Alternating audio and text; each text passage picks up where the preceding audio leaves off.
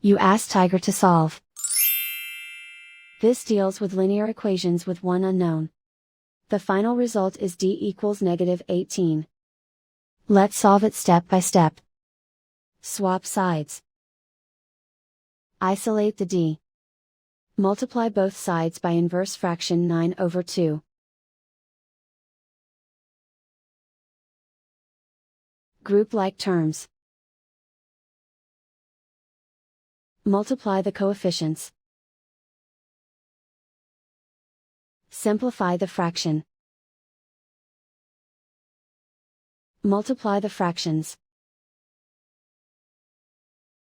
Simplify the arithmetic. And so the final result is d equals -18.